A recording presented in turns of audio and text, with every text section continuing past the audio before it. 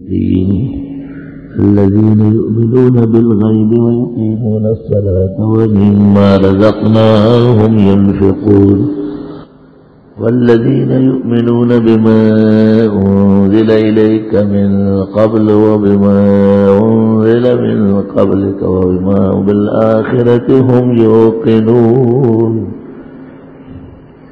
أولئك على هدى من ربهم وأولئك هم المفلحون قال رسول الله صلى الله عليه وسلم أنزل القرآن على 7 أحرف اللهم صل وسلم على عبدك ورسولك ونبيك محمد وعلى آله وأصحابه وبارك وسلم عليه. اللہ تعالیٰ نے انسان کی ہدایت کے لیے 2 عظیم سرمایے بھیجے ہیں. ایک کا نام قرآن کریم ہے اور دوسرے سرچشمہ ہدایت کا نام اسوہ رسول ہے، جو سنت اور حدیث کے نام سے یاد کیے جاتے ہیں. وَكَيْفَ تَكْفُرُونَ، اللہ تعالیٰ نے کہا ہے کہ تم کفر سے ہمیشہ بچ کے رہو گے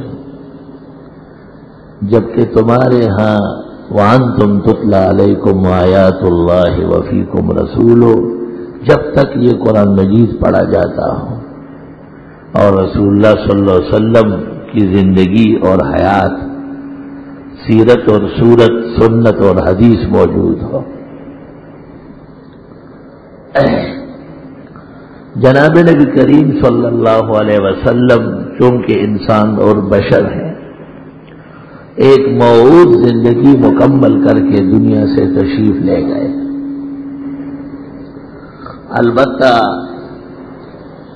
آپ کی زندگی قرآن کریم کی تفسیر ہے، قرآن کریم کا محل ہے، اس میں قرآن نازل ہوا ہے اور قرآن کریم کے لیے اللہ نے کہا ہے کہ اس کا نازل کرنے والا بھی میں ہوں اور اس کی حفاظت کرنے والا بھی میں ہوں.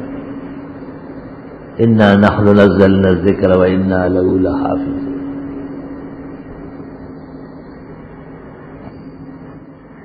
اگر کوئی شخص مکمل تعلق اور عقیدت سنت سے رکھے تو قرآن اول اور پہلے درجے میں عقیدے اور عمل کی بنیاد بنے گا، کیونکہ پیغمبر پر قرآن نازل ہوا اور آپ کی زندگی جاری و ساری ہوئی. اور اگر کوئی شخص قرآن سے بکمال تعلق رکھے تو سنت نبوی خود بخود اس کی زندگی میں تفسیر، تشریح، توضیح کی طرح سما جائے گی. جس طرح جسم میں روح ہے اور روح کے لیے جسم ضروری ہے. فرق صرف اتنا ہے کہ دنیا کے اندر جسم اصل ہے، روح تابع ہے، نظر نہیں آتی. آخرت کے اندر روح اصل ہو جائے گی، جسم تابع ہو جائے گا. تو آنن فانن، قبر میں، آسمان میں، برزخ میں، مثال میں وجود سرایت کر جائے گا.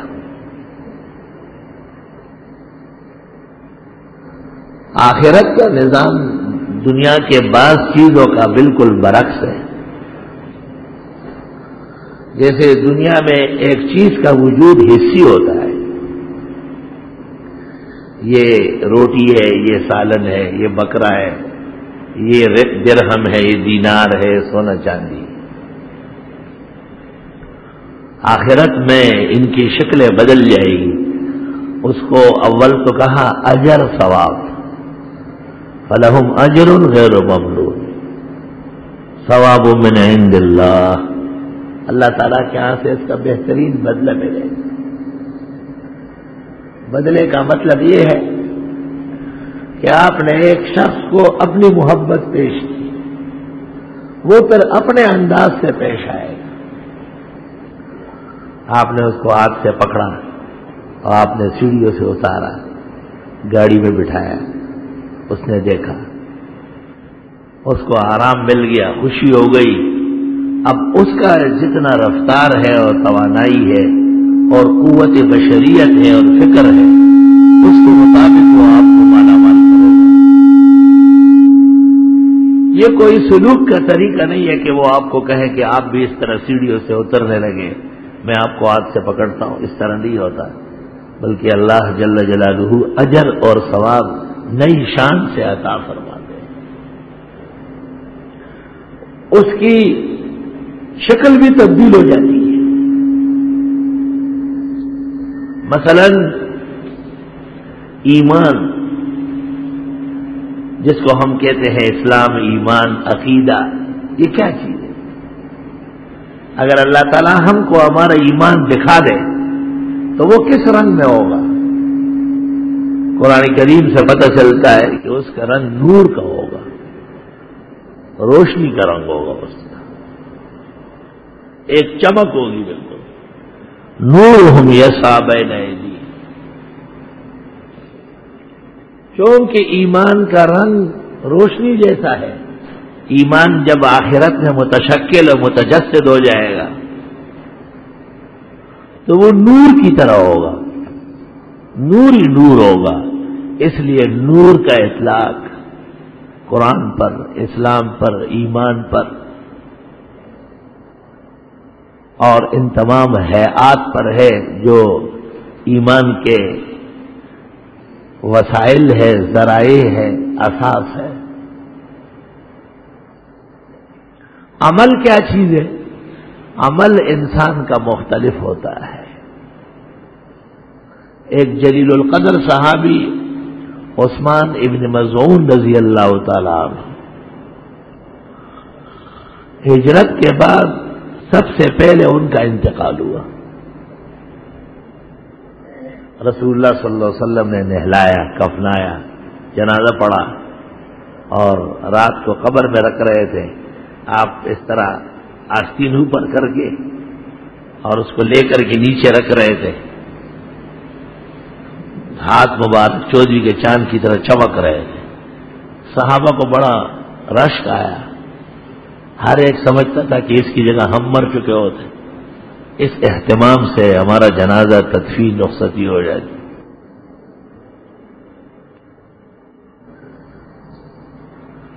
تو ایک جلیل القدر صحابی نے کہا کہ یہ تو بخشایا ہے, آپ کو وہ بات پسند نہیں آئی. آپ نے کہا اس طرح باتیں نہیں کرتے, یہ آخرت میں داخل ہو گیا, ہم اس کے لیے اچھی امید رکھتے ہیں, لیکن دو ٹوک فیصلے کرنا یہ تو میں پیغمبر ہوں, میں بھی نہیں سنا تھا. دو ٹوک فیصلے تو اللہ تعالیٰ کا کام ہے. تو میرے صحابی ہو کر میرے سامنے اتنی جرت کی باتیں کرتے ہیں, جیسے اس زمانے میں کوئی بھی مر جائے وہ شہید ہوگا, یعنی سیاستدان کی پارٹی کا ہے. شہید کون نہیں ہے جس کی سیاسی پارٹی نہیں, بس وہ شہید نہیں ہے. جرت بے باکی حد سے بڑھ گئی ہے.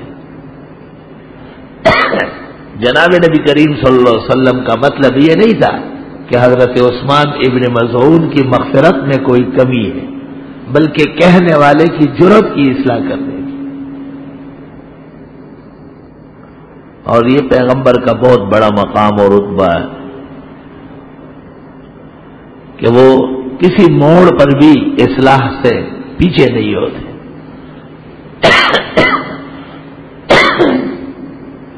یہاں تک کہ اگر کوئی بات اصلاح کی قابل ہے اور نبی خاموش رہے تو علماء کہتے ہیں اس طرح ٹھیک ہے. نبی غلط چیز پر کبھی خاموش نہیں ہوتے. اب ایک شخص آتا ہے, میں بھی بیٹھا ہوں, ایک ساتھی بھی بیٹھا ہے, لوگ تو ان غریبوں کو اتنا پتہ نہیں ہوتا, وہ سب سے مصافحہ کرتا ہے. عقل یہ ہے کہ مجلس میں جو بڑا ہوتا ہے سب سے پہلے آدمی اس سے ہاتھ ملائے, دوسروں سے ملائے تو بہتر ہے, ورنہ ضرورت نہیں. اب سوال یہ ہے کہ اس پر عموماً خاموش رہا جاتا ہے تو لوگوں میں تمیز اور تہذیب ختم ہوتی گئی. یہ کہہ دینا ان کو کہ بھائی پہلے مجلس کا جو ذمہ دار ہے اس سے ہاتھ ملاؤ. یہ دل چاہیے اس کے لیے، مردانہ ہمت چاہیے. ہر پیر اور ہر مولوی اس چکر میں کہ لوگ خفا نہ ہو جائیں. لوگوں کو راضی رکھنا ہے، بھلے شریر ٹکڑا ٹکڑا ہو جائے، وہ پاؤں تلے رون دی جائے، اس کی کوئی پرواہ نہیں. بائیں ہاتھ ملائے کوئی، بائیں طرف سے آئے، ننگے سر نماز پڑھے، پانچے ٹخنوں پہ پڑے رہے، پیر ایک مشرق میں ایک مغرب میں، جس طرح چاہے کھڑے رہے، نماز ہو جاتی ہے. انا للہ و انا الیہ راجعون. آن صلی اللہ علیہ وسلم نے جب یہ بات سنی حضرت عثمان بن مظعون کے بارے میں، تو آپ نے ان کو کہا لا ادری ما یفعل بی وانا رسول اللہ. میں اپنے بارے میں بھی ایسے دو ٹوک فیصلے نہیں سناتا، حالانکہ میں خدا کا پیغمبر ہوں. تمہیں کیا حق ہے ایسی باتیں کرنے؟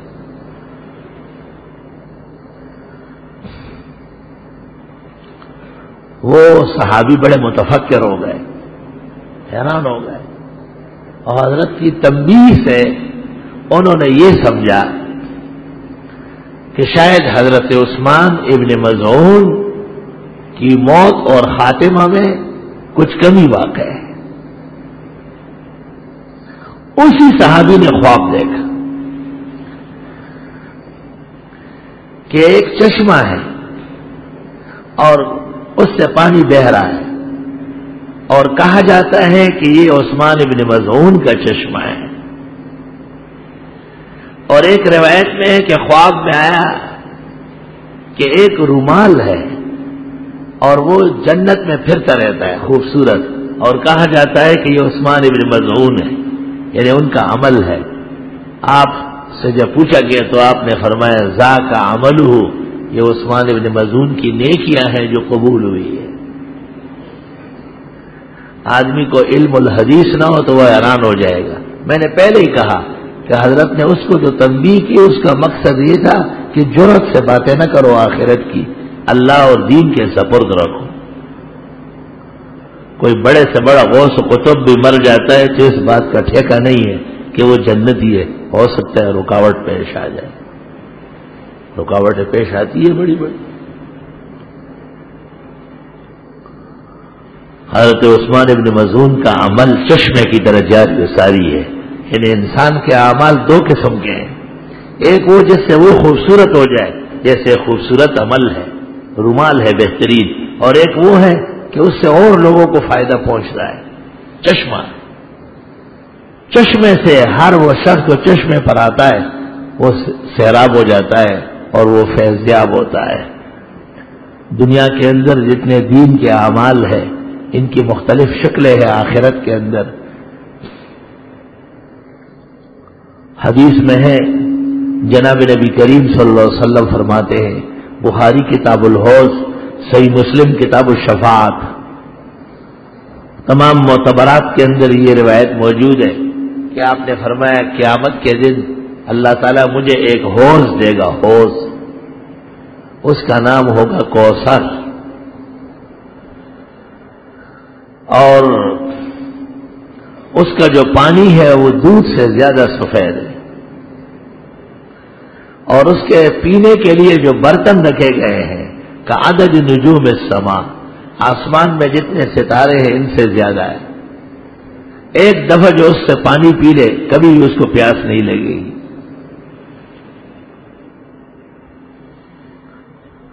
اور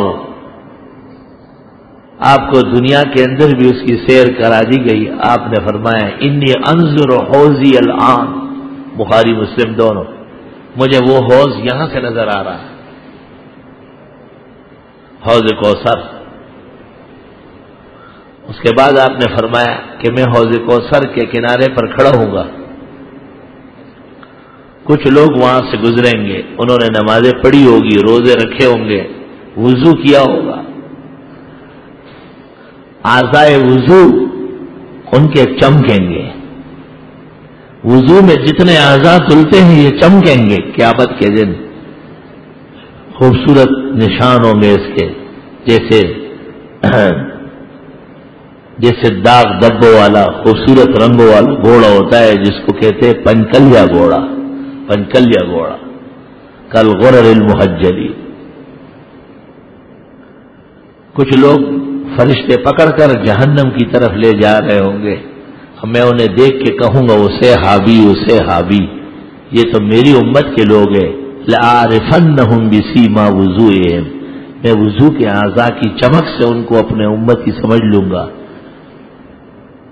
فَيُقَالُ لِي، مجھ سے کہا جائے گا إِنَّكَ لَا تَدْرِي مَا أَحْدَثُوا بَعْدَكَ، آپ کو پتہ نہیں ہے انہوں نے آپ کے بعد بدعات نکالی تھی. اذان میں تبدیلی ایک فرقے نے اندر کر لی، دوسرے نے باہر سے کر لی.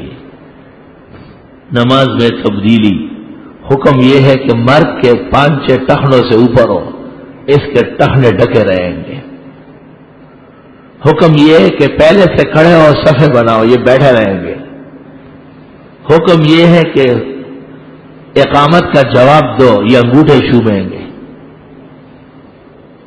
تبدیلی کوئی ایک چیز میں تو نہیں ہے، سر سے پاؤں تک تبدیلی، اذان سے نماز تک اور اعمال سے عقائد تک سب تبدیل کر لیا ہے.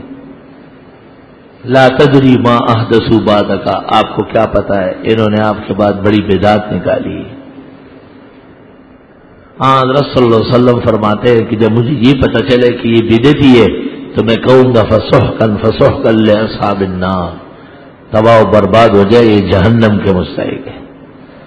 تو بدعتی اس خیال میں ہے کہ وہ بہت پیارے ہیں اور اللہ والوں کو مانتے ہیں اور اللہ کے نیک بندوں سے محبت ہے، اور نیکوں کا جو سردار ہے اور ولیوں کا جو سپاسالار ہے اور انبیاء کے جو سرتاج ہے وہ ان سے اتنے نالاں ہیں کہ قیامت کے دن ہر گناہگار کی آپ شفاعت کریں گے لیکن بدعتی کو بددعائیں دیں گے. خدا ان کو غرق کر لے، خدا ان کو جہنم میں جلائے، خدا انہوں نے میری سنت کی شکل مسخ کر دی، خدا انہوں نے سنت کی جگہ دوسری چیزوں کی اہمیت پیدا کر لی. بدعتیوں کی مسجدوں میں جا کے دیکھو کیسے جو ہے نا ایک اللہ معاف فرمائے دوسری چیزوں کا نقشہ پیش ہو رہا ہے. علم غیب شریف کا بیان ہو، عرس شریف کا بیان ہو، چیلم شریف کا بیان ہو، بس ہر نجاست کے ساتھ شریف لگاؤ، شریف کا لفظ لگاتے جاؤ اور اس کو جو ہے نا دین میں شامل کرتے جاؤ. فتاوی افریقہ خان صاحب بریلوی کا لکھا ہوا ہے، اس میں صفحہ 114 پر ہے کہ قیامت تک دین میں نئی چیزیں ڈالنے کی ہمیں پیغمبر صلی اللہ علیہ وسلم نے اجازت دی ہے قیامت تک. اور شیخ عبد القادر جیلانی اپنی کتاب غنیت الطالبین صفحہ 656 پر لکھتے ہیں کہ جو دین میں نئی چیز ڈالے اور اس کو دین سمجھے اس پر جن اور انس، انسان و حیوان، آسمان و زمین، موجودین اور آنے والے سب کی لعنت ہو. اللہ اس کو قیامت تک نہ فرض قبول کرے گا نہ نفل قبول کرے گا. یہ کہتے ہیں ہم پیرانی پیر کی ماننے والے ہیں، پیرانی پیر تو ان پر لعنت کر چکے ہیں اور لعنت بھی ایسی کہ ایسی کوئی کر بھی نہیں سکے گا. غنیت الطالبین اردو میں ترجمہ ان کا کیا ہوا ہے اور اس میں یہ موجود ہے کہ شیخ فرماتے تھے کہ بدعت آگ ہے جو اعمال کو جلاتی ہے، بدعت ناسور ہے جو لا علاج ہے جب تک توبہ نہ کرے، بدعت مغفرت کے لیے رکاوٹ ہے، اس کے سامنے سنت اعمال نصیب نہیں ہوں گے. میں صرف بتانا یہ چاہتا تھا کہ یہ سارا قضیہ پیش آیا حوض کوثر کے پاس.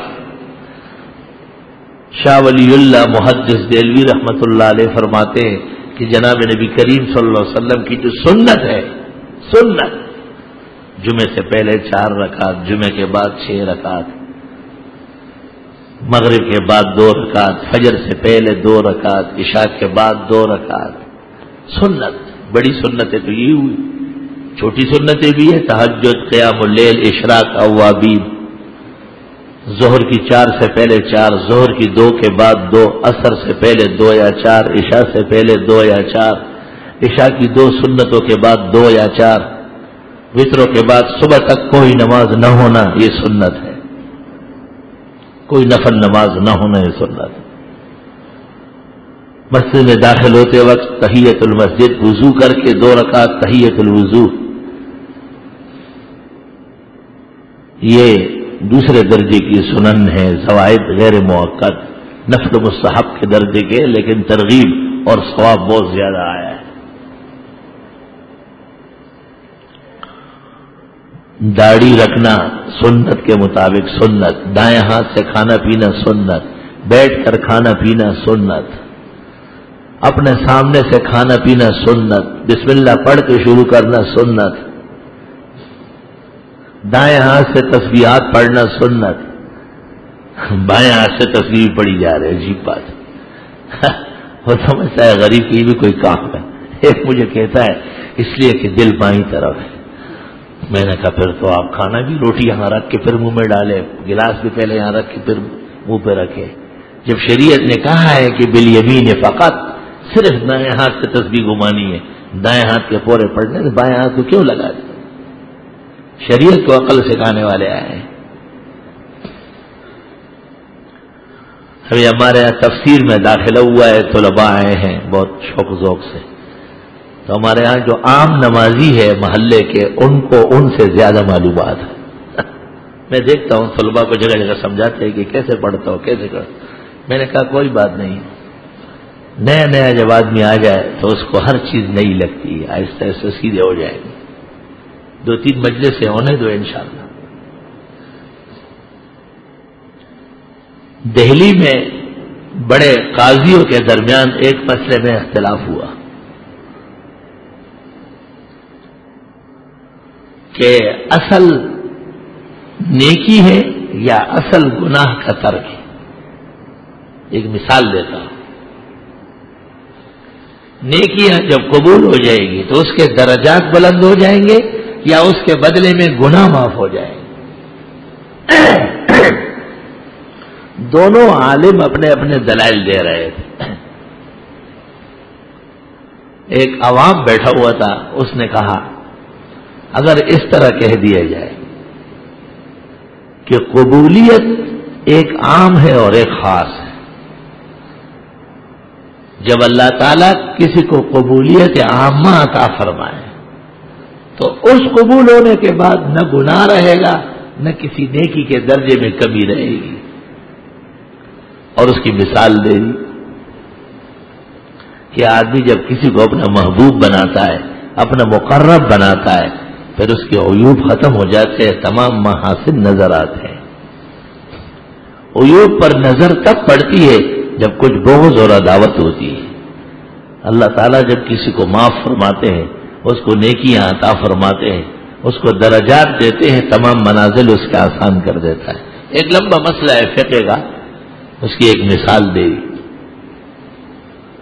لوگ بڑے حیران ہو گئے کہ بڑے قاضی صاحب آئے ہیں۔ پتہ کیا تو معلوم ہوا کہ یہ دارالعلوم دیوبند کے اندر نان بائی ہے، روٹی پکاتا ہے۔ اس سے کہا بھائی تو دارالعلوم دیوبند کے تندور پہ روٹیاں پکاتا ہے؟ اس نے کہا ایک دن مولانا انور شاہ صاحب سے کچھ کام تھا، اور شاہ صاحب درس دے کے فوراً جانے والے تھے، میں آ کے انتظار میں بیٹھا اور یہ مسئلہ بیان ہو رہا تھا۔ تو بہت سارے لوگوں کو تعجب ہے کہ یہ کیسے ہو سکتا ہے؟ تو میں نے جو یہ دیکھا کہ دوسرے مدرسوں سے پڑھے ہوئے علماء احسن العلوم آ کر احسن العلوم کے نمازی ان کو سمجھاتے ہیں۔ یاد آیا کہ واقعی انور شاہ صاحب کا درس جس باورچی نے پورے لیا تھا وہ دہلی کے قاضی کو سمجھا سکتا تھا۔ سبق دو طریقے سے پڑھایا جاتا ہے، ایک کتاب کا سبق ہے، کتاب میں بہت کچھ آتا ہے، لیکن ایک کتاب سوائے قرآن کے اس میں پورا دین کہیں بھی نہیں ہے۔ وہ بہت آسان کام ہے، جیسے اسکول کے اندر ٹیچر پڑھاتا ہے، کالج کے اندر لیکچرار پروفیسر پڑھاتے ہیں، وہ ایک مضمون ہوتا ہے مقالہ، بس اس کو کان سے پکڑ کے دوسری طرف نکال لیتے ہیں، ان کو اس سے کوئی تعلق نہیں کہ کوئی سمجھا یا نہیں سمجھا۔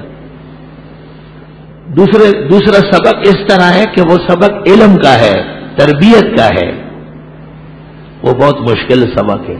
انبیاء علیہ السلام قرآن کریم کی روشنی میں پوری امت کی تربیت کرتے تھے اور اخلاقیات سکھاتے تھے۔ اس لیے جب حضرت عائشہ صدیقہ رضی اللہ تعالیٰ عنہ کے منہ سے حضرت عثمان بن مظعون کے لیے جرأت کا جملہ نکلا تو آپ نے ٹوک دیا اور فرمایا اس طرح نہیں کہتے ہیں، یہ منصب مخلوق کا نہیں ہے، دیکھو میں پیغمبر ہو کے کتنا محتاط ہوں. اللہ تعالیٰ کے فضل و احسان سے آج بھی دنیا میں ایسے درس ہیں کہ جن میں فوائد زیادہ ہیں.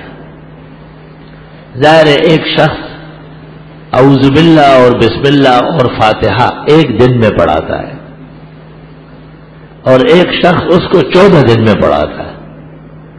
تو 14 دن میں تمام علوم جو فاتحہ سے متعلق ہے وہ سب آ جائیں گے. ایک شخص نے قرآن کی آیت پڑھی اور اس نے کہا اقیموا الصلاۃ وآتوا الزکاۃ، نماز قائم کرو اور زکات دو. آیت کا ترجمہ ہے، بات ختم ہو گئی. یہ ایک سیکنڈ بھی اس پر صرف نہیں ہوا ہے. دوسرا آدمی جب یہ آیت پڑھتا ہے تو پھر وہ کہتا ہے کہ نماز ایک مخصوص عبادت ہے. نماز کی 3 بڑی قسمیں ہیں. نماز فرض صرف 5 ہے. نماز جن اور انس پر فرض ہے. نماز کی فرضیت کا تعلق بلوغ عقل اور اسلام سے ہے. 5 نمازیں ہیں اور 5 اوقات ہیں. فجر کا وقت صبح صادق سے شروع ہوتا ہے اور سورج نکلنے پر ختم ہوتا ہے. ظہر کا وقت سورج ڈھلنے سے شروع ہوتا ہے اور مثلین تک رہتا ہے اور اس کے بعد عصر شروع ہوتا ہے اور وہ مغرب تک رہتا ہے جب تک سورج ڈوبا نہ ہو. اور مغرب کا وقت سورج ڈوبتے ہی شروع ہوتا ہے اور جب تک سفیدہ باقی ہے اور رات کی سیاہی پھیلی نہیں اس وقت تک برقرار رہتا ہے اور جب تک صبح صادق داخل نہ ہو عشاء ہے. اب اس میں کتنی تفصیل ہو گئی اور کتنی ضرورت کی باتیں پیش آئی. یہ ہے وہی اقیموا الصلاۃ وآتوا الزکاۃ. نماز شروع ہوتی ہے اللہ اکبر سے اور ختم ہوتی ہے سلام پر. لیکن نماز کے لیے جسم کی طہارت، کپڑے کی طہارت، جگہ کی طہارت یہ فرض ہے.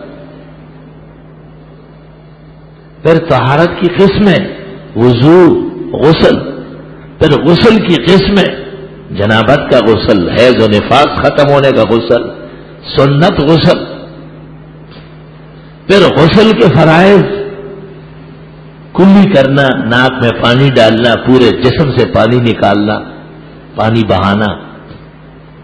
یہ سب اقیموا الصلاۃ، اے مسلمانوں نماز قائم کرو. نماز قائم کرنے کی بھی قسمیں ہیں.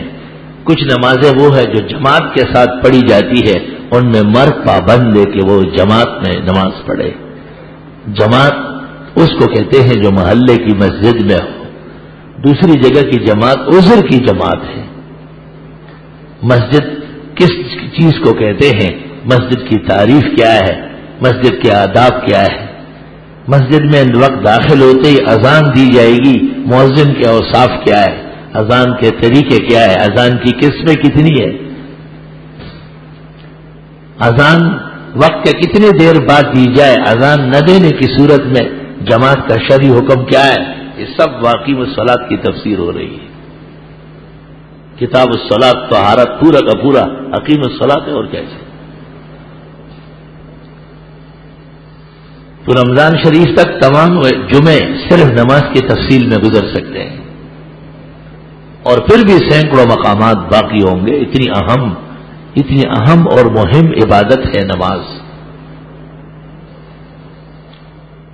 اور یہ جتنی باتیں کہی گئی یہ سب نماز سے متعلق یا قرآن میں ہے یا سنت میں ہے. اس کو آسان کرنے کے لیے قرآن و سنت کے ماہرین فقہا اور مجتہدین نے فقہ کے اندر جمع فرمائی ہے. فقہ کے اندر ایک لفظ بھی کم و زیادہ نہیں ہے. فقہ اصل میں قرآن اور سنت کی ترجمانی ہے.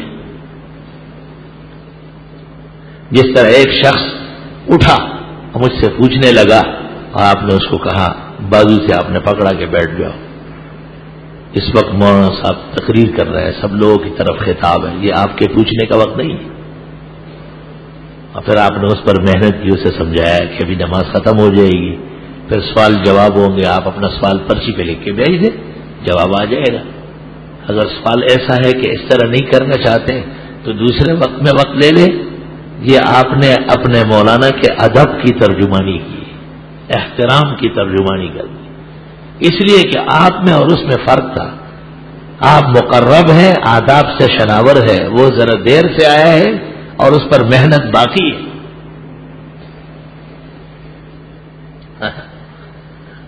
صحابہ کرام رضوان اللہ علیہ مجمعین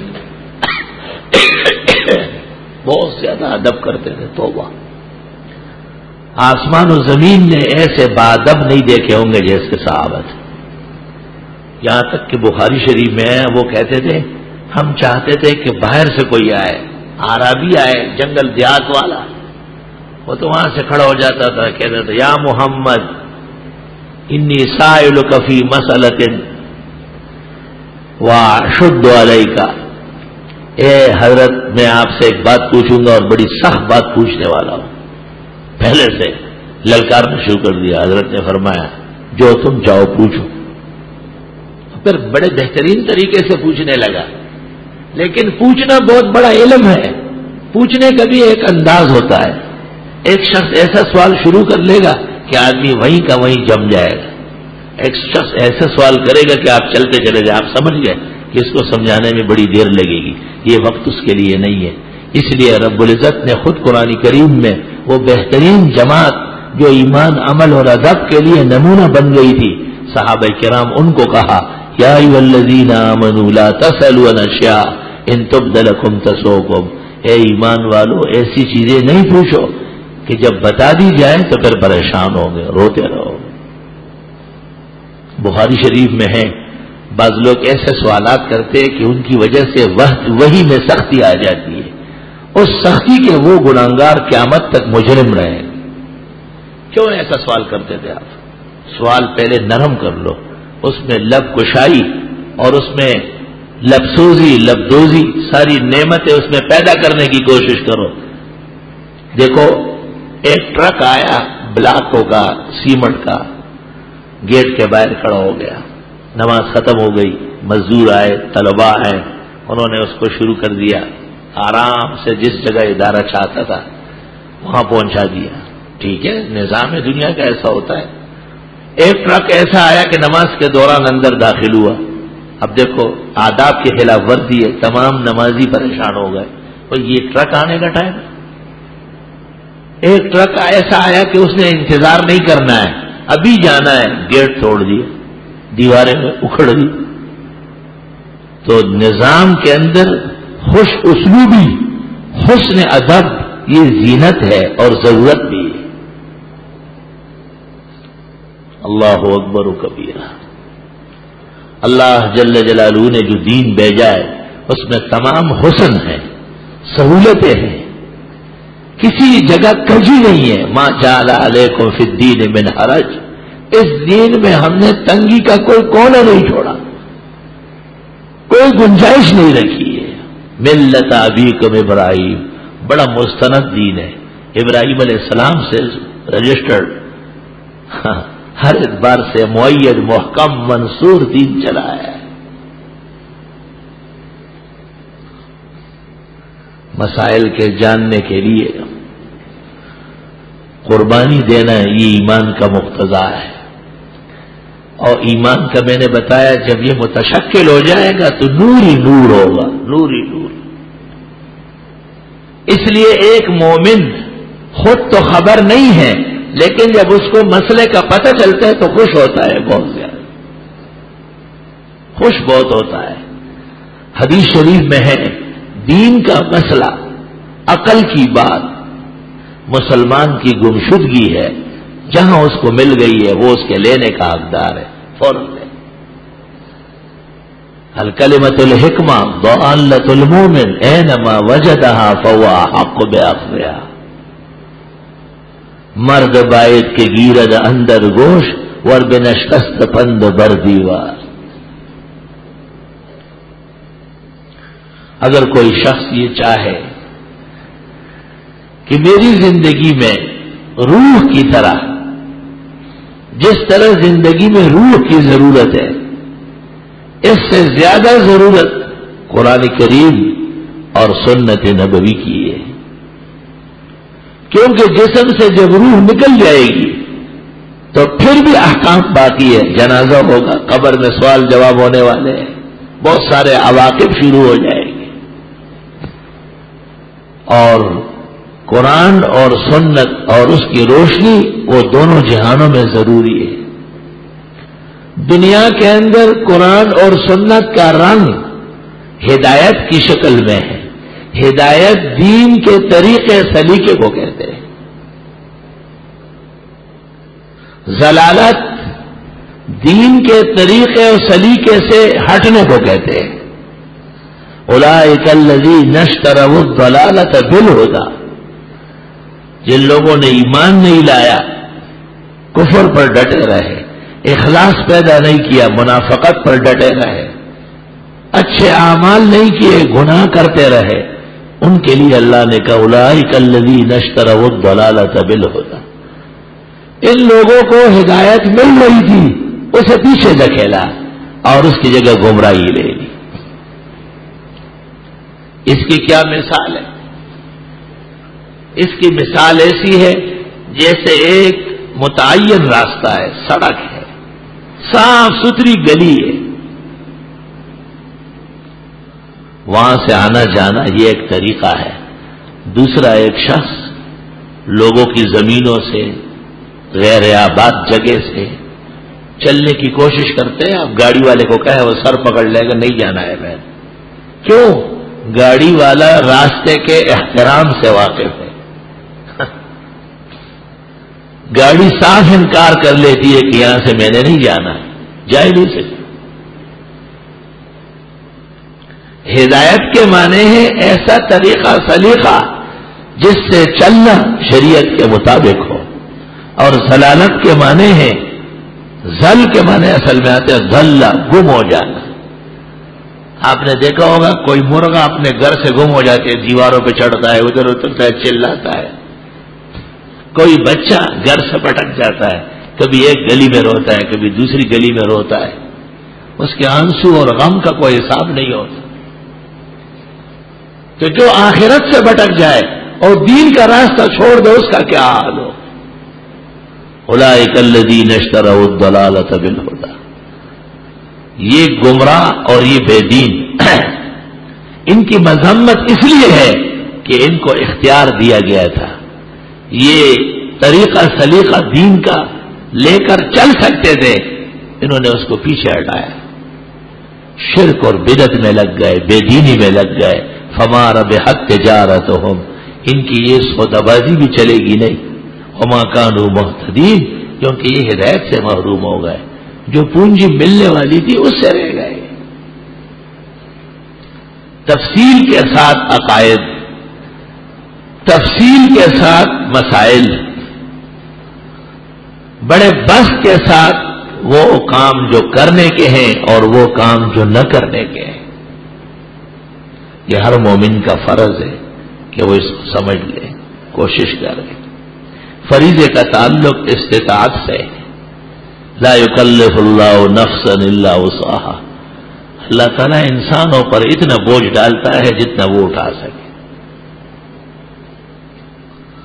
دیہاتوں میں رہنے والے ضروری مسائل جو وہاں کے ماحول سے متعلق ہوتے ہیں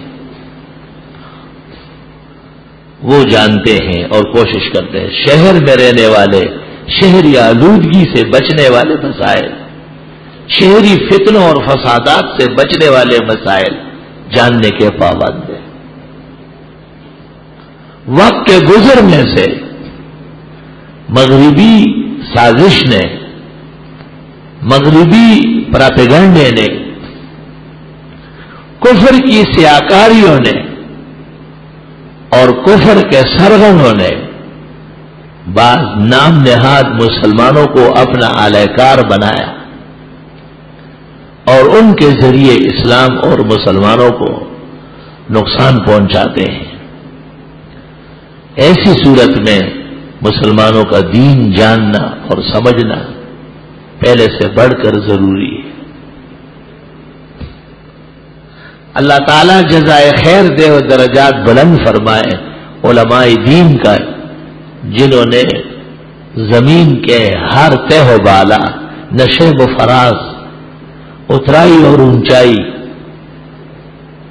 گھنے مقامات اور خفیف جگہ، سب جگہوں پر مساجد اور مدارس کا اہتمام کیا ہے۔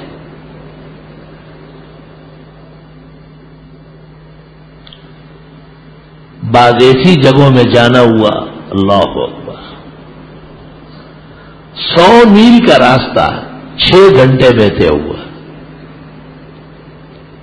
اور ایک مکان تک چڑھنے کے لیے آدھے پہاڑ تک گاڑی استعمال ہوئی اور آدھے کے بعد 1.25 گھنٹہ چلنا پڑا۔ لیکن وہاں پہنچ کر کے دیکھا کہ مسجد بھی ہے، مدرسہ بھی ہے، تمام ضروری کتابیں بھی لگی ہوئی، خدا ہے۔ خیال یہ تھا کہ یہاں کوئی پرندہ بھی نہیں بیٹھا ہو۔ دشت تو دشت ہے، دریا بھی نہ چھوڑے ہم نے، بحر ظلمات میں دوڑا دیے گھوڑے ہم نے۔ حکومتوں کو چاہیے کہ علماء اور ان کے معاونین اور محسنین کا شکر بجا لائے کہ انہوں نے ہدایت کے معادن، اخلاقیات کے سرچشمے، ایمان کی حفاظت کے قلعے اور دعوت اللہ کی چھاؤنیاں کس مشکل گاٹی کو سر کر کے اور کن پیچیدہ مقامات کو طے کر کے اور کن دشوار گزار راستوں سے چل کر انہوں نے قائم فرمائے۔ آسان کام نہیں ہے۔ کاش کہ مسلمانوں میں جو مغرب کے اعلی کار بنے ہوئے ہیں وہ ایک نظر شکر و سپاس کی اس پر ڈالے۔ ایک ایسا شخص جس کو پتہ نہ ہو اس کو سمجھانا آسان ہے، لیکن جو جانتا ہوا نہ مانے، ایسے ضدی اور ہٹ درم کا علاج خدائی ہدایت تکوینی یا خدائی قہر و عذاب کے علاوہ کوئی اور نہیں۔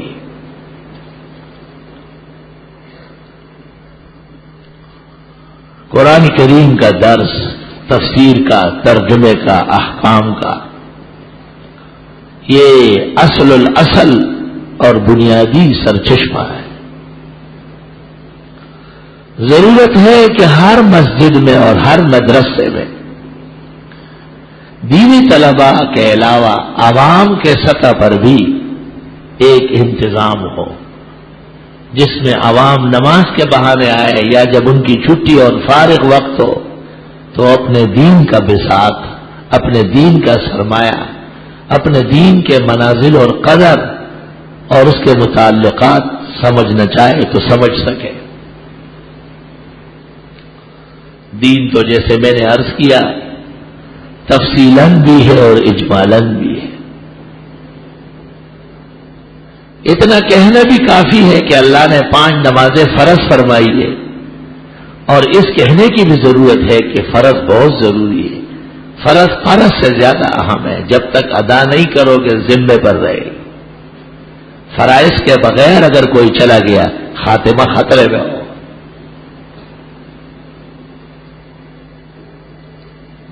ان ھذا القرآن یہدی للتی ہی اقوم، بے شک یہ قرآن کریم ایسا راستہ بتاتا ہے جو بہت سیدھا راستہ ہے، صاف ستھرا ہے۔ ان ھذا القرآن یہدی للتی ہی اقوم، سیدھا راستہ، ٹیڑھے راستے پہ نہ چلنا، ٹیڑھے ہو جاؤ گے، مقصد تک پہنچ نہیں سکو گے۔ ویبشر المومنین، اور مسلمانوں کو خوشخبری دیتا ہے اچھے اعمال پر اچھا انعام ملے گا۔ مشکل زندگی گزرنے کے بعد سہولتوں والی، خوشیوں والی زندگی نصیب ہوگی۔ الذین یعملون الصالحات، مسلمان وہ ہیں، خوشخبری کے لائق وہ ہیں کہ جو اعمال کرتے ہیں دین کے موافق۔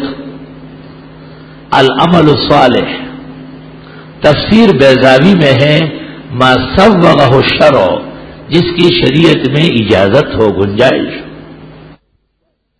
بدعتی کہیں گے ہم محبت میں انگوٹھے چومتے ہیں، کھڑے ہو کے سلام پڑھتے ہیں، گلا پھاڑ پھاڑ کر خوش آوازیاں کرتے ہیں، اور مزارات پر جا کے جھاڑو رگڑتے ہیں، چادریں چڑھاتے ہیں، قبر والوں کو آواز لگاتے ہیں، یہ سب ہماری محبت و عقیدت ہے۔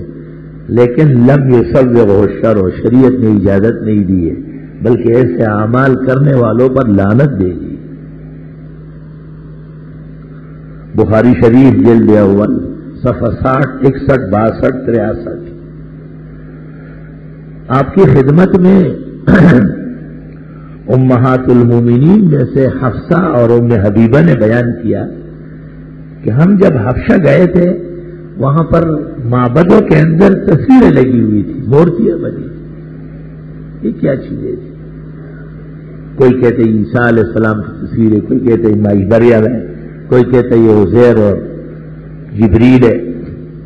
آپ کی طبیعت مبارک بیماری مسلسل کی وجہ سے نڈال تھی، لیکن یہ سن کر کے آپ نے سر سے چادر اٹھائی اور اٹھ بیٹھے۔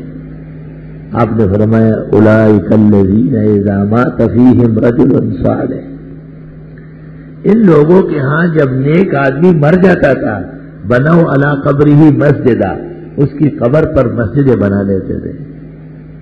اولئک شرار الخلق عند اللہ، یہ کائنات کے اندر بدترین لوگ، خدا اور رسول کے ہاں ناپسندیدہ لوگ ہیں جنہوں نے یہ حرکتیں کی۔ لم یصوغوا الشرع، شریعت ان چیزوں کو برداشت نہیں کرتی، شریعت ان چیزوں کا سر قلم کرتی ہے۔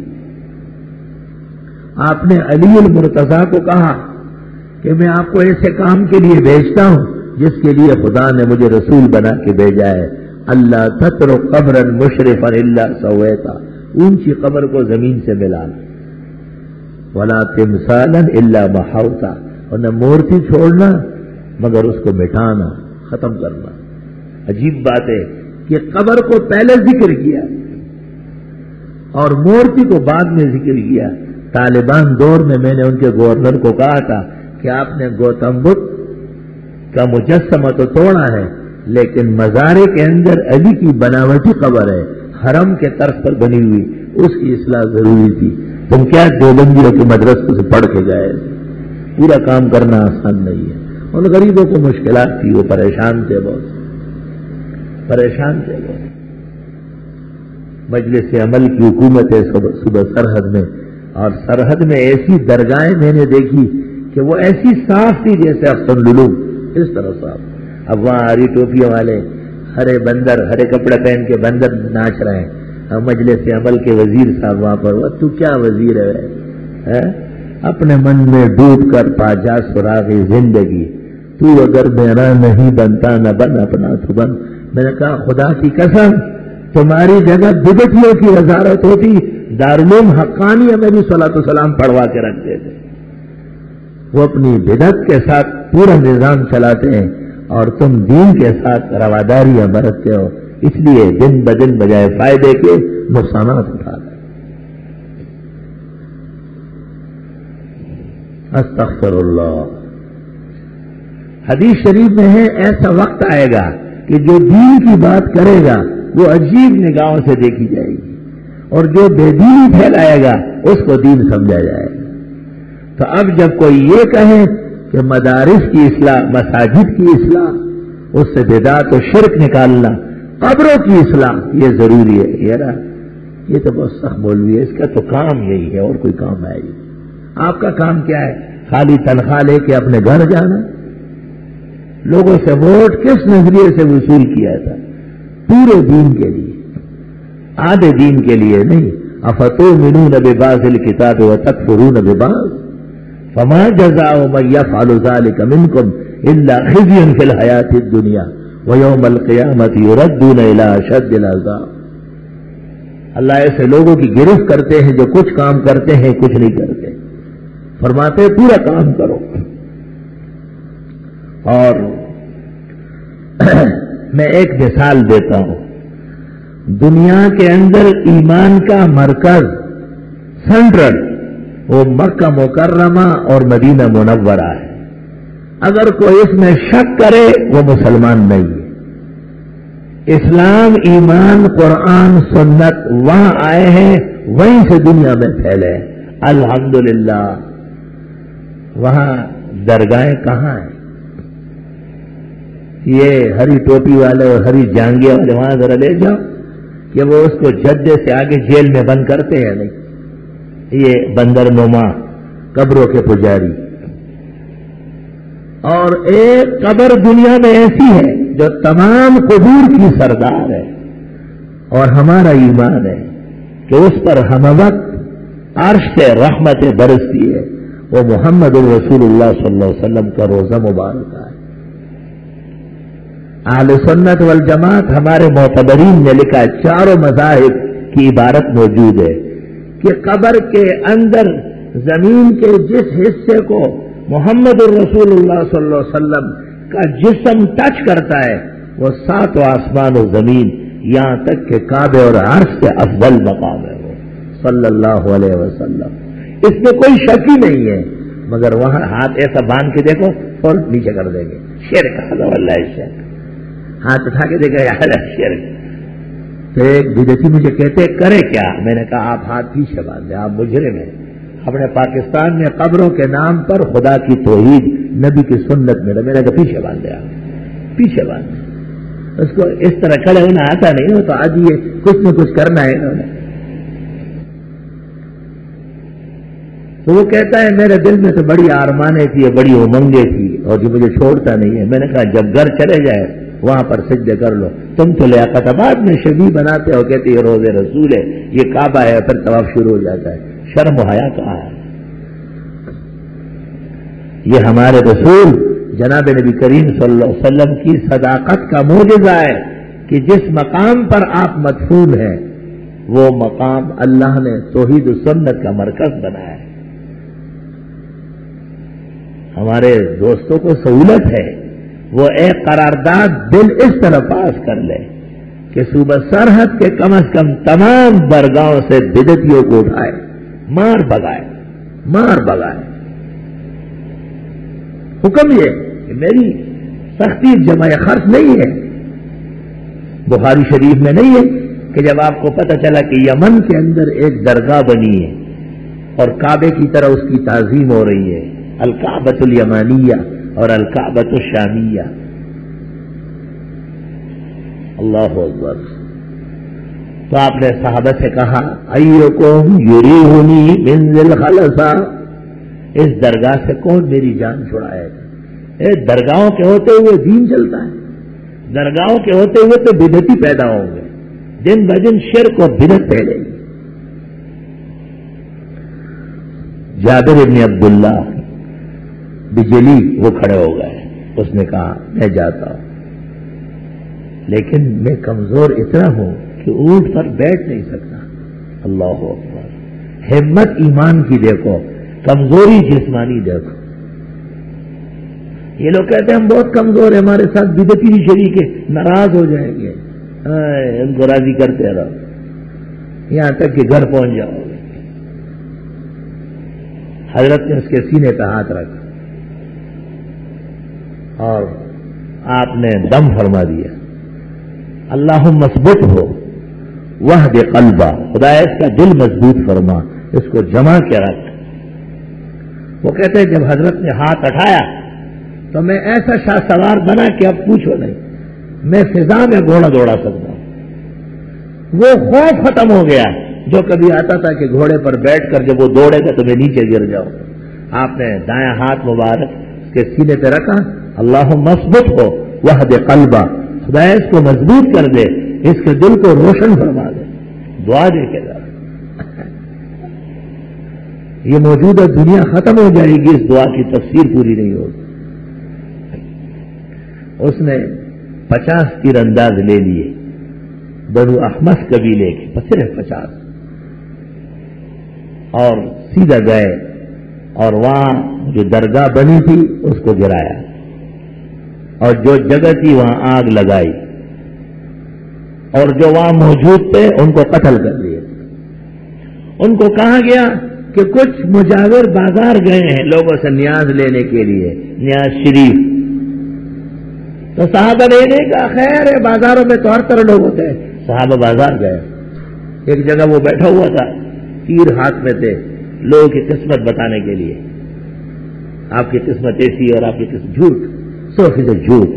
اس نے کہا، کسی نے ان کو کہا وہ محمد الرسول اللہ صلی اللہ علیہ وسلم جو مبعوث ہوئے تھے مکہ میں اور مدینہ آئے، ان کے آدمی پہنچے ہیں اور وہ درگاہوں کو گرا رہے ہیں اور تیرے پیچھے آیا. اس نے کہا مجھے کوئی کیا کہہ سکتا ہے, ہم تو باباؤں کے ماننے والے ہیں, بابا سب کچھ کر دیں گے. اتنے میں صحابہ پہنچے. صحابہ نے کہا پڑھتے ہو کلمہ شہادت یا نہیں؟ انہوں نے کہا پڑھنا ہے. زور آ گیا, کہا پڑھنا ہے. کلمہ شہادت بدعتیوں کی طرح نہیں ہوتا تھا کہ کلمہ بھی پڑھو شیخ بھی کرتے رہو. وہاں جب ایک طرفہ لا الہ الا اللہ محمد الرسول اللہ پڑھ لیتا تھا پھر اس جیسے پختہ مومن نہیں ہوتا تھا. ایسا صدق کا دور تھا. حضرت جابر بن عبداللہ جب تشریف لائے صحابہ سمیت, حضرت کو اطلاع دی تو بخاری شریف میں ہے, آپ نے ہاتھ اٹھائے, دعا لہو ولأحمس 5 مرات, 5 دفعہ آپ نے دعا فرمائی, یا اللہ اس قبیلے کو ہمیشہ ایمان و ہدایت عطا فرما. 5 مرتبہ خوشی اور مسرت کی وجہ سے. احادیث کے خزانے میں کسی فرد کو ایک دفعہ ایک وقت میں آپ نے 5 دفعہ دعا فرمائی. اس صحابی کی خصوصیت ہے کیونکہ کارنامہ بہت بڑا انجام دیا ہے. بڑی بڑی حکومتیں اور سلطنتیں یہ کام نہیں کر سکتی. اللہ تعالیٰ نے محمد ابن عبد الوہاب نجدی کے متبعین حکومت سعودیہ کو یہ خصوصیت کعبے اور روزے مبارکہ کی حرمت کے لیے عطا فرمائی کہ انہوں نے اس میں کوئی خوف, کوئی لومۃ لائم کا لحاظ نہیں کیا. اللہ کی کتاب اور سنت کو جاری فرمائی. اللہ تعالیٰ کے فضل و احسان سے پورے دین کے جاننے کے لیے اللہ نے قرآن نازل کیا ہے. قرآن کے درس جاری و ساری ہے. سارا سال تو مدرسہ چلتے ہی ہے سارے مدرسے. کل سے دور تفسیر کا افتتاح ہوا ہے. 18 سال سے یہ عمل جاری ہے جو 23 رمضان کو جا کے 44-45 دن میں انشاءاللہ مکمل ہوگا. جن لوگوں کو عقائد, اعمال, مسائل مضبوط طریقے سے سمجھنے ہیں وہ خود آئے, اہل خانہ کو بھیجے. مکمل خواتین کا علیحدہ نظام ہے, وہاں پردہ, حجاب سب کچھ موجود ہے. چھٹیوں کے اوقات میں, خالی فرصتوں میں خود آئے, دوستوں کو بھیجے, مسلمانوں کے عقائد و اعمال کی اصلاح کی کوشش کرے. جناب رسول اللہ صلی اللہ علیہ وسلم نے کہا ہے اگر ایک آدمی کو بھی اللہ نے آپ کی وجہ سے دین کی سمجھ دی یہ دنیا کے بڑے سرمایے سے بڑھ کر ہے. روزانہ 8 سے لے کے 12-1 بجے تک کی نشست ہوتی ہے, وہ لبریز ہے اور معمور ہے. ثواب کے حصول کے لیے یہ اطلاع آپ کو کر دی گئی. وآخر دعوانا الحمدللہ وعلی آلہ وصحبہ اجمعین. اللهم انت السلام ومنك السلام تبارك يا ذا الجلال والاكرام. ربنا آتنا في الدنيا حسنة وفي الآخرة حسنة وقنا عذاب النار.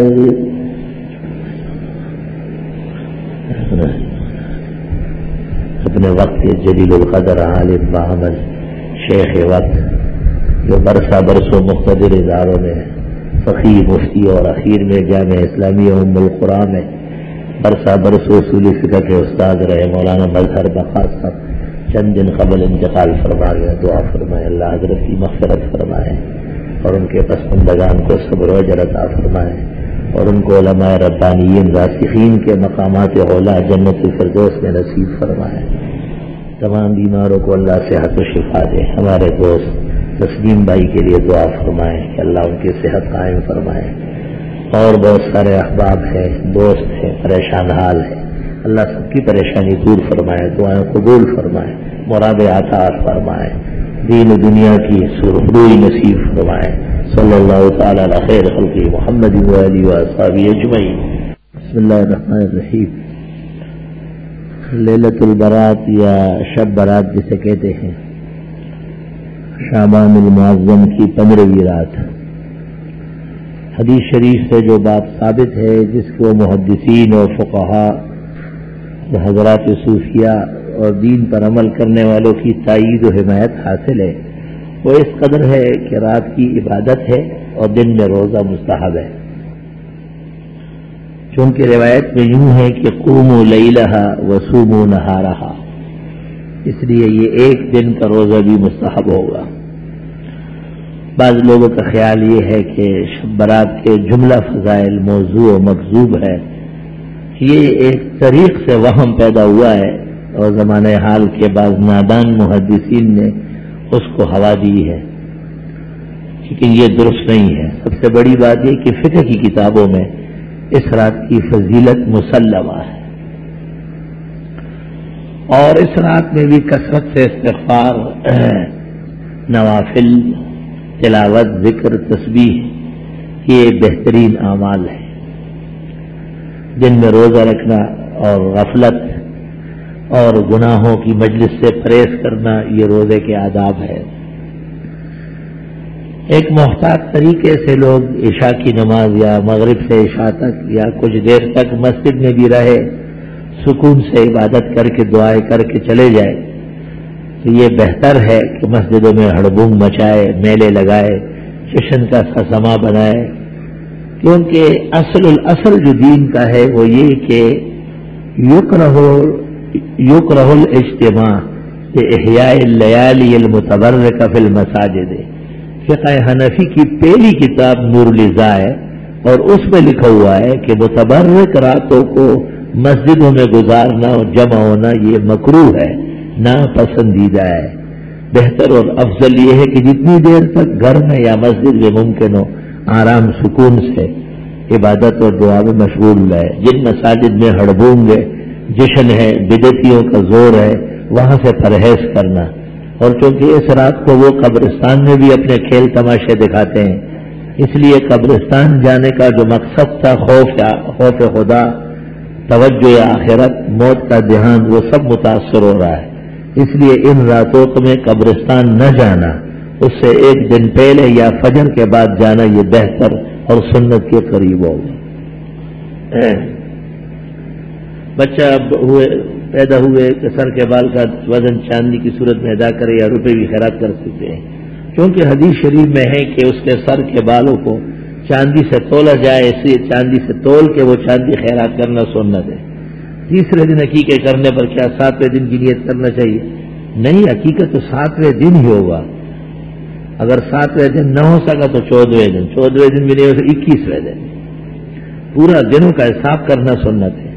بچے کے کان میں اذان و تکبیر اگر غلط دی جائے تو کیا دوبارہ نہیں، بس دے دی گئی ہے، اسی وقت پتہ چلے تو دائیں کان کے سیدھ میں فجر کی اذان الصلاۃ خیر من النوم کے ساتھ، اور بائیں کان کے سیدھ میں تکبیر قد قامت الصلاۃ کے ساتھ۔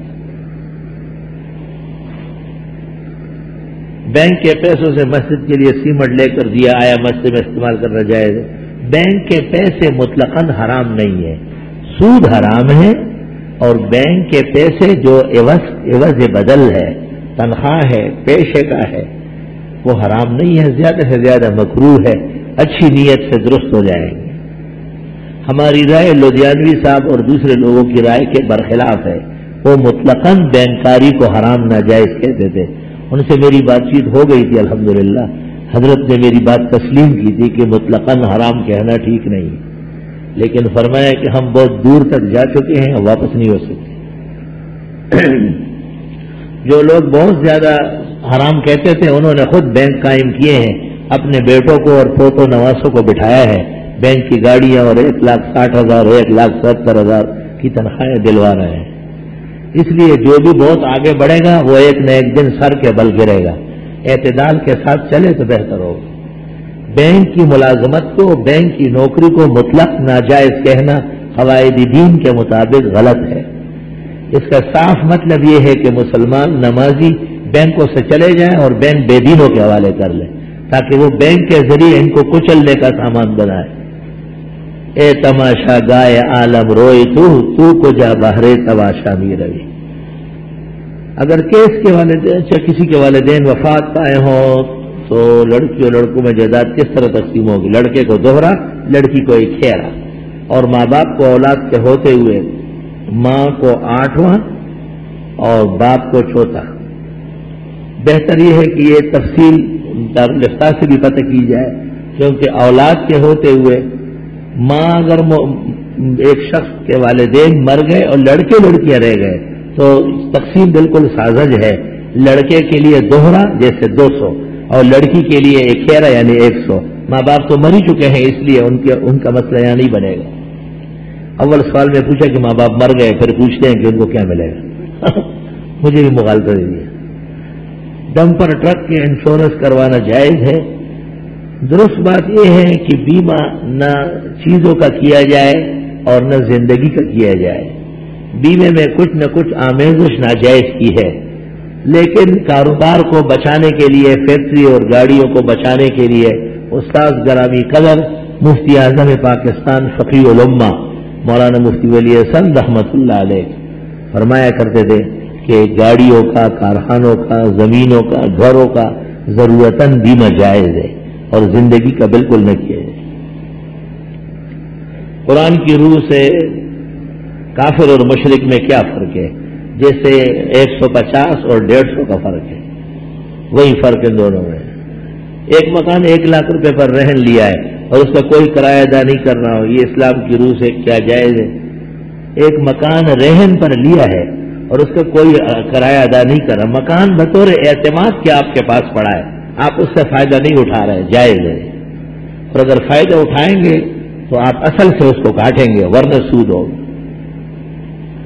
چھوٹے بچوں کی روزہ کشائی کی شرعی حیثیت بالکل نہیں ہے، کچھ بھی نہیں ہے، نہایت بیہودہ اور فضول عمل ہے. ہاں بچے نے پہلے روزہ رکھا، گھر میں کھانا پکا، دوستوں سے کہا کہ آج دعا اس کے استقامت کی کر لے، یہ علیحدہ بات ہے. آپ نے اس خوشی میں مسکین و غریبوں کو کھانا کھلایا، افطاری بیچ دی، یہ علیحدہ چیز ہے. جشن منانا، پھوپھی آ رہی ہے، خالہ ناچ رہی ہے، یہ تماشا ہو رہا ہے، یہ ڈانسروں کے طریقے ہیں، اس کی کوئی حقیقت اسلام میں نہیں. حکیم الامت مولانا اشرف علی رحمۃ اللہ علیہ نے اصلاح انقلاب امت میں اور اصلاح الرسول دونوں میں اس کو بدعت و ناجائز لکھا ہے.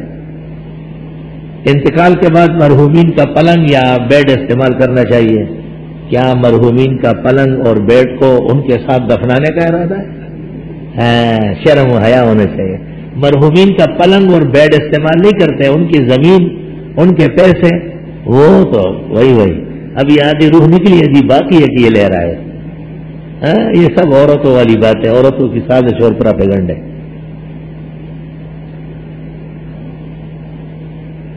لکھا ہے ولضالین ولضالین میں کون سا پڑھنا؟ درست بات یہ ہے کہ دعات پڑھنا چاہیے، زوات پڑھنا مشابہ روافظ ہے اور تبدیل حرف مکان حرف ہے. بعض علماء دیوبند بھی زواجی بن چکے ہیں، ان کی اصلاح کی سخت ضرورت ہے. المحیط میں لکھا ہوا ہے کہ اس سے بہت بڑا خطرہ پیدا ہو سکتا ہے. حرمین شریفین میں قراءت قرآن 1400 سال سے متواتر ہے اور عرب ذات کو جانتے نہیں ہیں. آپ کہہ دیجئے کہ انا مریض ہم لا یفہمون، اور کیا ایسا بول، جب تک آپ نہ کہے کہ انا مریض. فقیہ الہند اور محدث الہند دارالعلوم دیوبند کے عقائد کے متعین کرنے والے حضرت مولانا رشید احمد گنگوئی فتاوی رشیدیہ میں لکھتے ہیں پر بال پڑھنا درست ہے، پر زبان نہ پڑھا جائے. کسی عالم دین سے انتہائی درجے کے عقید محبت میں جائز ہے. نہیں، آپ عقیدت محبت انتہائی نہ رکھیں، آدھی آدھی رکھیں. یہ کیسی شرم و حیا نہیں ہے؟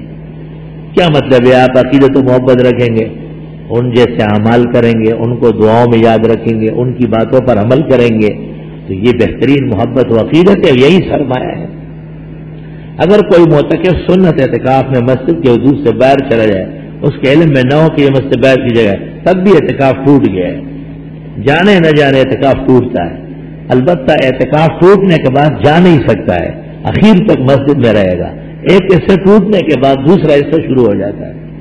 احسن المسائل والفضائل میں نے یہ مسئلہ لکھا ہے، وہاں دیکھ لیں. اگر معتکف برتن وغیرہ دھونے کے لیے وضو خانے جائے تو اس کے لیے کیا حکم ہے؟ اگر یہ امر ضروری ہے، چارہ کار نہیں ہے، کوئی اور خادم نہیں ہے، تو جا سکتا ہے. میری ایک دوست کے ساتھ 2 بار کاروبار میں شراکت ہے. میں نے کاروبار میں پیسے لگایا اور خود کاروبار میں شریک نہیں ہے. اس کا منافع کیسا ہے؟ درست ہے، ایک کی طرف سے محنت ہے، ایک کی طرف سے پیسہ ہے. میں نے عشاء کی نماز جماعت کے بغیر پڑھی، بعد میں دوسری جگہ پر عشاء کی نماز باجماعت ہو رہی تھی. میں نے جو نماز پڑھی تھی اس کی قضا عمری کی نیت کر کے جماعت کی نماز میں شریک ہو گیا. اس طرح میں جماعت کی نماز کا ثواب مل گیا. جو نماز پڑھ لی تھی بعد میں اس پر نیت کر لی کہ وہ قضا عمری میں چلی جائے. اس طرح کبھی ہوتا ہے؟ یوں کہو کہ پہلی نماز تو ہو گئی ہے عشاء کی، اب دوبارہ آپ ثواب کے لیے شریک ہوئے ہیں، یا اس دوسری نماز میں آپ قضا عمری کی نیت کر سکتے ہیں. جو ایک دفعہ پڑھ لی گئی ہیں وہ دوبارہ قضا عمری میں شامل نہیں ہو سکتی. قبرستان میں فاتحہ کا صحیح طریقہ کیا ہے؟ مردے کے پینتی کی طرف سے پیروں کی طرف سے جا کے سر کے سیدھ میں کھڑے ہو جائے اور سلام کر کے پھر سورہ فاتحہ 1 مرتبہ، سورہ اخلاص 3 مرتبہ، اخیر میں درود ابراہیمی پڑھ کر مرحوم کو بخشے اور دیگر مردوں کے لیے بھی دعا کر لے۔ غسل کا صحیح طریقہ یہ ہے کہ پہلے سر پر پانی ڈالے، پھر دائیں کندھے پر، پھر بائیں کندھے پر، پورے جسم سے 3 مرتبہ پانی بہائے، جبکہ اس سے پہلے آپ استنجا کر چکے ہو، وضو کر چکے ہو۔ غسل کر کے ایک طرف ہو جائے اور پیر دھو لے۔ اگر ایسا ممکن نہیں ہے تو غسل خانے میں بھی پیر دھو سکتے ہیں۔ افضل و بہتر یہ ہے کہ جگہ تبدیل کر کے یا غسل خانے کا پانی جب نکل جائے اسی جگہ پر دوسرا پانی پیروں پہ ڈال دیں۔ 10 سال سے تراویح پڑھا رہا ہوں 3، لیکن ڈر بہت لگتا ہے، ابھی سے گھبراہٹ شروع ہو گئی۔ بہرحال یہ ایک خوف ہے طبعی، سوچنے اور فکر سے اور بڑھتا ہے۔ یہ سمجھنا کہ مجھے ڈر لگتا ہے، خوف زدہ، یہ اور خوف پیدا کرے۔ یہی دعا جو حضرت نے جابر بن عبداللہ کو کہی ہے، دائیں ہاتھ کی ہتھیلی سینے پہ رکھ کے اور 3 مرتبہ اللہم اثبتنی وحد قلبی، اللہم اثبتنی وحد قلبی، اللہم اجعلنی ہادیا مہدیا، خدائے میرے دل میں قوت پیدا فرما، روشنی بڑھا، ہمت عطا فرما۔ اس طرح صبح و شام 3 مرتبہ پڑھا کرے، امید ہے خوف جاتا رہے گا۔ اذان مغرب کے بعد 2 منٹ کا وقفہ نامناسب، غلط، فقہ کے خلاف ورزی اور بناوٹ جال سازی ہے۔ 1 منٹ اور 1.5 منٹ اور 2 منٹ، یہ مغرب سے پہلے 2 رکعت کی بدعت کے لیے گنجائش پیدا کرنے کی سازش ہے۔ یہ کہنا کہ رمضان شریف میں وقفہ ہوتا ہے تو رمضان شریف میں تراویح بھی ہوتی ہے، پھر یہ لوگ عشاء کے بعد تراویح بھی شروع کر لیں، وہ صرف رمضان کے لیے ہے، شعبان میں کوئی مغرب میں وقفہ نہیں کر سکتا۔ بعض لوگ ہاتھ اٹھا کر دعا کرتے ہیں پھر سجدے میں چلے جاتے ہیں، ناجائز ہے۔ شب برات کی کوئی مخصوص عبادت نہیں ہے۔ کوئی شخص عشاء کی وتر پڑھ لے، جب رات کو اٹھے وضو کر کے تحیۃ الوضو، تہجد، قیام اللیل کچھ بھی نہیں پڑھ سکتا۔ جو رات کو وتر پڑھ چکا ہے وہ رات کی عبادت سے فارغ ہو چکا ہے۔ آج کے جنگ اخبار میں سعید نے جھینگوں کو مکروہ لکھا ہے کہ کھانے والوں پر ملامت ہے، کہ یہ غلط آدمی ہے اور بہت غلط بات لکھی ہے۔ حضرت مولانا یوسف صاحب لدھیانوی رحمہ اللہ تعالی رحمۃ واسعہ بہت تفصیل کے ساتھ اس کی حرمت لکھ چکے ہیں، اخیر تک حرمت پر قائم رہے۔ فقیہ الہند اور محدث الہند مولانا رشید احمد گنگوئی نے فتاوی رشیدیہ میں جھینگے کو حرام اور ناجائز لکھا ہے، مکروہ نہیں لکھا ہے، اس لیے اس سے باز آ جائے، نہ کھائے، سعید کے غلط فتوے نہ مانے جائے۔ ایک گمشدہ چیز ملی ہے کمپنی میں، یعنی 1 عدد گھڑی یا پتہ نہیں کیا شال، 100 روپے، کوئی بتانا نہیں چاہتا، میں اس کو دے دوں اور مجھے کیا کرنا چاہیے۔ بہرحال جس کسی کو کسی کی چیز مل گئی وہ ایک قسم کے عذاب میں گرفتار ہو گیا ہے۔ بہت خوف و خطر اس شخص کو ہے جس کو ملی ہے، کیونکہ جب تک مالک نہ ملے اس وقت تک اس کی عبادات رکی رہے گی۔ خواہ اپنے لیے عذاب مول لے لیا۔ اب 2 سال یا 3 سال تک اعلانات کرتے رہے، پھر نہ ملے، 2 آدمیوں کے سامنے فقیر مسکین کو خیرات کر لے، اور اگر پھر آدمی مل گیا تاوان دینا پڑے گا۔ اگر کسی کی والد یا والدہ میں سے کوئی اپنی داڑھی یا سر کے بال جدید فیشن کے مطابق کٹوائے تو ایسے میں اولاد انہیں سمجھانے کے علاوہ کیا کرتے؟ بس سمجھائی، اور ماں باپ سے دھند و فساد نہ کرو، سمجھا ہی سکتے ہیں۔ آپ کا ناراض ہونا، اس کو ناپسند کرنا، یہی کافی ہے۔ دعائے ہدایت فرمائے۔ امام شافعی کا مسلک برحق ہے، جی ہاں، کیا شکی، تمہیں آج پتہ چل گیا کہ امام شافعی برحق ہے۔ جو لوگ حیات النبی کے منکر ان کے پیچھے نماز پڑھنا درست ہے۔ حیات النبی اور ممات النبی دونوں برحق ہے۔ قرآن کریم سے حیات بھی ثابت ہے برزخ میں اور قبر میں، اور فوت بھی ثابت ہے۔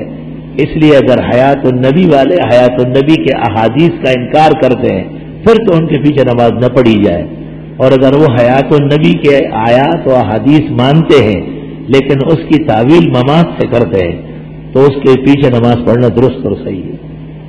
حضرت صلی اللہ علیہ وسلم عالم الغیب حاضر ناظر نور سمجھے، وہ قطعاً کافر، دائرہ اسلام سے خارج، اور اس کے پیچھے نماز نہ پڑھی جائے، جو پڑھی گئی ہے دوبارہ پڑھی جائے۔ ما انا بمصرخکم وما انتم بمصرخی پر وقف مطلق ہے۔ فتح قاضی خان صفحہ اتنے پر ہے کہ اگر قصدن کسی نے وقف کیے تو وہ کافر ہو جائے گا. یہ سب غلط باتیں ہیں. کوئی وقف کسی جگہ بھی قرآن میں لازم نہیں ہے. اگر کوئی شخص بے دین ہو اور اس کی پکڑ اس کے والدین پر ہوگی، اگر والدین نے تربیت و تعلیم میں کمی کی ہے اس لیے بے دین ہوا ہے تو وہ پکڑے جائیں گے، ورنہ نہیں. کیا وہ اولاد اپنے والدین کو جہنم تک لے جائے گی اگر ان کی وجہ سے یہ ہوا ہے؟ بعض لوگ کسی حادثے سے بال بچ جاتے تو کہتے ہیں کہ تم نے کوئی نیکی کام آ گئی. کیا یہ بات صحیح ہے؟ یوں نہیں کہنا چاہیے، یوں کہنا چاہیے کہ اللہ کا فضل شامل حال رہا. اگر کوئی نیکی کام آئی ہے تو بھی اللہ کا احسان تھا جس نے ایسے آڑے وقت میں نیکی کو مؤثر بنایا. ایسے لوگوں کو جان، صحت، اعضاء، اولاد اور مال کے بدلے میں تکڑے صدقے کرنا چاہیے، ورنہ اس کے بعد ایسا حادثہ ہوتا ہے جس میں پہلے سے بڑھ کر نقصان ہوتا ہے. فلاں شخص میرے بارے میں کیسی سوچ رکھتا ہے کہ اس بات کے لیے استخارہ کرنا چاہیے. آپ اللہ کے ہاں اچھے بن جائے، لوگوں کو رہنے دیجیے. آدھی آستین یا بغیر آستین کی قمیص پہن کر فتاوی عالمگیری میں ایسی قمیص میں نماز پڑھنا جس کی میں کونیاں نظر آ رہی ہو، مرد کی نماز مکروہ ہے، خاتون کے تو اشد منی ہے، بلکہ اکثر فقہا کے یہاں کالعدم ہے. 27 رجب کو شب معراج کی نیت سے روزہ رکھا تھا. آپ کے بیان سننے کے بعد میں روزہ توڑا. کیا اس طرح 14 شعبان کو شب؟ میں نے تو بتایا کہ 15 شعبان کا روزہ سنت مستحبہ ہے، وہ رکھ لیجیے. اگر کہیں بھی نوکری نہیں مل رہی ہے اور ایسے میں اگر بینک میں نوکری مل جائے تو اسے کیا کرنا چاہیے؟ اگر اس کا تعلق سودی کھاتے سے نہیں ہے اور کسی بینک کے کاغذات چھپ رہے ہیں اور دیگر بہت سارے کھاتے اس میں ہوتے ہیں وہ چل رہے ہیں، مسجدوں کے اکاؤنٹ، مدرسوں کے اکاؤنٹ، حج و عمرے کے ڈرافٹ سب وہی بنتے ہیں، ایسے کھاتوں میں ابھرتی ہوا درست اور صحیح ہے، زیادہ سے زیادہ ناپسندیدہ ہے. جو دونوں ہاتھوں سے مسافر والی حدیث ہے اس کا حوالہ جلد وغیرہ بتا دیں. غیر مقلد نے بہت پریشان کیا ہوا ہے. 926 یا 927 صفحہ ہے جلد ثانی میں. کراچی سے عمرے کے لیے جو براستہ دبئی جا رہا ہے وہ نیت کہاں سے کرے؟ مجھے دبئی سے جانا نہیں ہوا ہے. ہر ہوائی جہاز میں جو جدہ جا رہا ہو میقات کا اعلان ہوتا ہے کہ میقات آ رہا ہے، جو عمرے کی نیت سے جا رہے ہیں وہ احرام باندھ دیں. اگر پتہ نہیں چلتا تو جس شہر ملک سے روانہ ہوتے ہیں وہیں کے ایئرپورٹ سے آتے حرام باندھ دیں. دعائے گنج العرش اور تنجینا تو درست ہے، گنج العرش کا ثبوت نہیں ملا ہے. رشتے کے بارے میں لڑکی اور لڑکا دونوں استخارہ نکالیں گے یا کوئی ایک شخص بھی، جس کو تردد ہو وہ نکالے اور دونوں ہی کر لے تو بہت ہی بہتر ہے. ایک اسکول میں نوکری کرتا ہے، ہمارے اسکول کی جانب سے کسی بھی کام کے لیے اگر کہیں جانا پڑے تو ٹیکسی کے کرائے کے حساب سے پیسے دیے جاتے ہیں. معلوم یہ کرنا کہ کیا ہم بس میں سفر کر کے باقی پیسے اپنے ذاتی استعمال میں لا سکتے ہیں کیونکہ آپ نے اپنی راحت میں کمی کر کے اور پیسے بچائے ہیں. قرآن و سنت کی روشنی میں شادی کی کیا حقیقت ہے؟ بٹے سٹے کی شادی جائز ہے، البتہ دونوں مہر علیحدہ علیحدہ ہو، یعنی ایک ہی گھر میں اپنے بیٹے اور بیٹی کی شادی درست اور صحیح ہے. دیوبندی کا ڈاکٹر ذاکر نائک کے بارے میں کیا خیال ہے؟ ہم نہیں جانتے. ڈاکٹر ذاکر نائک کو میں نہیں جانتا کہ وہ کون ہے. اس وقت پوری دنیا میں عالم اسلام پر جو دباؤ ہے اس کے باوجود آپ کے دین کے لیے جو محنت ہے وہ قابل تحسین ہے. اللہ آپ کو آپ کے مشن میں کامیاب فرمائے اور اللہ تعالیٰ آپ کی عمر دراز فرمائے. جزاکم اللہ خیر. اللہ پورے عالم کے مسلمانوں کو اس مصیبت سے نکالے اور پورے عالم کے عالم کفر کو مسلمانوں کے سامنے اللہ شرمندہ اور نادم کر لے. اللہ انہوں نے لکھا ہے کہ ایک پریشانی ہے، خصوصی دعا کی درخواست ہے. اللہ تعالیٰ وہ پریشانی اپنے فضل و احسان سے دور فرمائے. میں کافی پریشان حال ہوں، اللہ آپ کی اور تمام مسلمانوں کی پریشانی دور فرمائے. الحمدللہ رب العالمین. صلی اللہ وسلم علی رسول الکریم ونبی الامین وعلی آلہ واصحابہ اجمعین. ربنا آتنا فی الدنیا حسنہ وفی الآخرۃ حسنہ وقنا عذاب النار. جنہوں نے اپنی مشکلات اور پریشانیوں کے لیے لکھا ہے اللہ تعالیٰ ان کی امداد فرمائے، ان کی مشکلات حل فرمائے، پریشانیاں دور فرمائے. جو اور کسی کرب اور درد کا شکار ہے اللہ تعالیٰ اس کی مدد فرمائے. جن کی دعاؤں میں رکاوٹ ہے اللہ ان کی دعائیں قبول فرمائے. جن کے محنت اور مشقت درپے ہیں، اللہ ان کے لیے سہولتیں پیدا فرمائے۔ مسلمانوں کی خصوصی اور عمومی، دینی اور دنیاوی، انفرادی اور اجتماعی، اندر اور باہر کی زندگی میں اللہ اسلام کو غلبہ اور عزت عطا فرمائے، اور مسلمانوں کو اللہ اسلام اپنانے کا سلیقہ طریقہ توفیق رفیق فرمائے۔ صلی اللہ تعالی